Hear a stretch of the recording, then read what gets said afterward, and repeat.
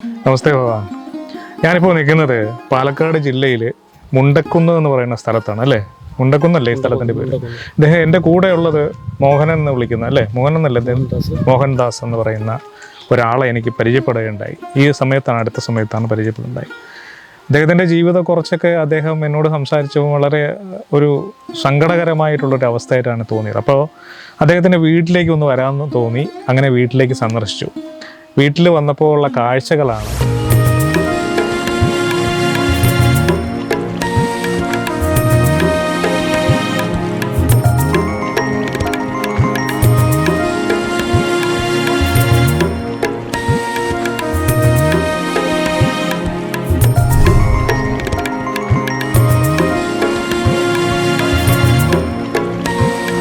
സുഹൃത്തുക്കളെ, എൻ്റെ പേര് മോഹൻദാസ്. ഞാൻ കാഞ്ഞിരോട് പഞ്ചായത്തിലെ 10-ാം വാർഡിൽ മുണ്ടക്കുന്ന് എന്ന സ്ഥലത്താണ് താമസം. പാർക്കിൻസൺ രോഗം വന്ന് കിടപ്പിലായ അമ്മയും ഞാനുമാണ് താമസം. അമ്മയ്ക്ക് എന്താണ് രോഗം? പാർക്കിൻസൺ രോഗം. പാർക്കിൻസൺ രോഗം. ആ അവസ്ഥ എന്താണ്? ചലനമറ്റ് കിടക്കുകയാണ്, അതായത് ചലിക്കാൻ കഴിയില്ല. പിന്നെ തലച്ചോറ് ചുരുങ്ങിക്കൊണ്ടിരിക്കുകയാണ്. തലച്ചോറ് ചുരുങ്ങുകയാണ്. ഓർമ്മ ഇടയ്ക്ക് ഓർമ്മ കിട്ടും. എത്ര വർഷക്കാലമായി അമ്മ ഇങ്ങനെ? 2-2.5 വർഷത്തോളമായി. 2 വർഷത്തോളമായി. തലച്ചോറിന് ചുരുങ്ങിക്കൊണ്ടിരിക്കുകയാണ്. അപ്പൊ അമ്മയ്ക്കുള്ള ഈ ചികിത്സാ ചെലവിന്റെ ചികിത്സാ ചെലവെല്ലാം ഞാൻ ചെറിയൊരു കടയുണ്ട്, ആ കട കൊണ്ട് കിട്ടിയിട്ട് വേണം. ചെറിയൊരു വരുമാനമേ ഉള്ളൂ. ചെറിയൊരു വരുമാനം. ഒരു ആഴ്ചയിൽ ഒരു 500 ചില്ലാൻ രൂപ വരുന്ന തന്നെ വേണം. ആ ഒരു വിഷമത്തിലാണ്. കടയിൽ പോകുമ്പോൾ വൈകും, അപ്പോൾ അതുകൊണ്ട് കച്ചവടം കുറയാവും. രാവിലെ 9 മണിയൊക്കെ ആവും പോകുമ്പോൾ. അപ്പൊ അമ്മയും മോഹനും മാത്രമേ ഉള്ളൂ. കല്യാണം കഴിഞ്ഞായിരുന്നു? കല്യാണം കഴിഞ്ഞാണ്. കല്യാണം കഴിഞ്ഞാൽ ഡൈവോഴ്സാണ്. അത് കുടുംബപരമായിട്ട് അല്ലല്ല, അത് മുമ്പാണ്. കുടുംബപരമായ ചില പ്രശ്നങ്ങൾ കാരണം ഡൈവോഴ്സ് ആയതാണ്. പിന്നെ അത് കേസൊക്കെ ആയി 10-22 കൊല്ലത്തോളം കേസ് നടത്തേണ്ടി വന്നു. ഒരു മോളുണ്ട്. പിന്നെ മോൾ ചെലവിന് കൊടുക്കാൻ വേണ്ടി കോടതി വിധിക്കുകയും അതിന് 22 വർഷത്തോളം ചെലവിന് കൊടുത്തു. ആ ചെലവിന് കൊടുക്കുന്നതിനോടൊപ്പമാണ് ഇവിടെ ഈ അമ്മയെ നോക്കുന്ന ചികിത്സാ ചെലവും. അങ്ങനെ തുറന്നു പറയും. ചെലവിന് അങ്ങനെ കൊടുത്തു. ഒരു മാസം അങ്ങേക്ക് എത്ര രൂപ ചെലവ് വേണ്ടി വരും ടോട്ടല്? ഒരു മാസം ഇത് നമ്മൾ ചെലവിന് കൊടുക്കുന്നതും അമ്മയുടെ രോഗം, അമ്മയുടെ ചികിത്സ, ഇതൊക്കെ നോക്കിയിട്ട് വീട്ടിൽ ചെലവ് ഇതൊക്കെ നോക്കിയിട്ട് 10-12,000 രൂപയെങ്കിലും വേണ്ടി വരും. അത്രയും വരുമാനം കടയിലില്ല. എങ്കിലും പലരും സഹായിച്ചിട്ടൊക്കെ ഉണ്ട്. അങ്ങനെയാണ് പോകുന്നത്. വീടിന്റെ അവസ്ഥ ഇതാണ്. ഞാൻ ലൈഫ് മിഷനിൽ അപേക്ഷ കൊടുത്ത് കാത്തിരുന്നു. ഫണ്ടില്ല എന്ന കാരണത്താൽ അതും കിട്ടാൻ വഴിയില്ല. ഇനിയൊരു ഒരുപാട് സർക്കാരിന്റെ തന്നെ ധനസഹായം, വീട് പുതുക്കാനൊക്കെ ഒരുപാട് നിധികളുണ്ടല്ലോ.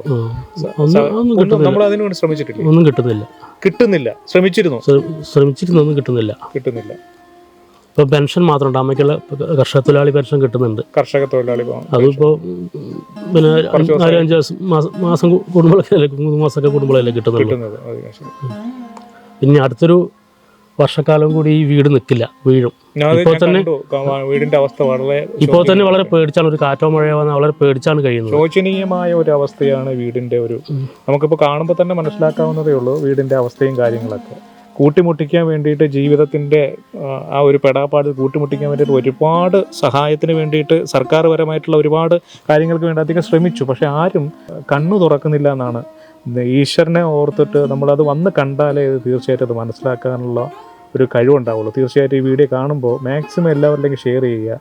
ഇത് ഇദ്ദേഹത്തിൻ്റെ ഒരു അവസ്ഥ വന്ന് കണ്ടാലേ മനസ്സിലാക്കാൻ സാധിക്കുള്ളൂ. വീട്ടിനകത്തൊക്കെ കയറി കഴിഞ്ഞാൽ മഴ പെയ്ത് കഴിഞ്ഞാൽ നന്നായിട്ട് ചോർന്നൊലിക്കുന്ന ഒരു അവസ്ഥയാണ്. കാരണം ഒരു കാറ്റടിച്ച് കഴിഞ്ഞാൽ ടാർപ്പായൊക്കെയാണ് പുറകിൽ ഒലിച്ച് കെട്ടുന്നത്. കിച്ചണൊന്നും ഇല്ല. ഞാൻ കണ്ടപ്പോൾ വളരെ സങ്കടമാണ്. അമ്മയ്ക്ക് ഒരു ദയനീയമായൊരവസ്ഥയാണ്.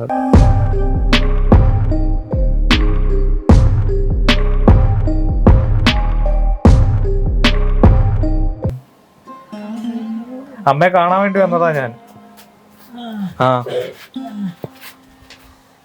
എന്താ അമ്മയുടെ പേര്? പാർക്കുട്ടിയോ? അമ്മക്ക് എന്താ പറ്റിയേ? അമ്മക്ക് എന്താ പറ്റിയെന്നറിയില്ല.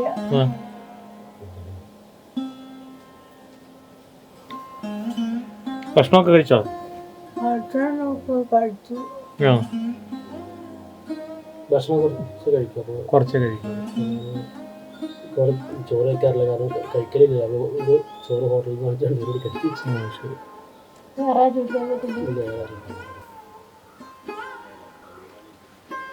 കാൽവേദന അങ്ങനെ തന്നെയാണ്.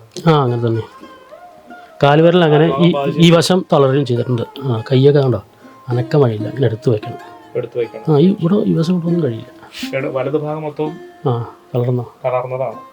നമ്മളെ ഒരാളുടെ സഹായം ഇല്ലാതെ കഴിയില്ല, എണീക്കാൻ കഴിയില്ല. അപ്പോൾ അങ്ങനെ എണീപ്പിക്കണം.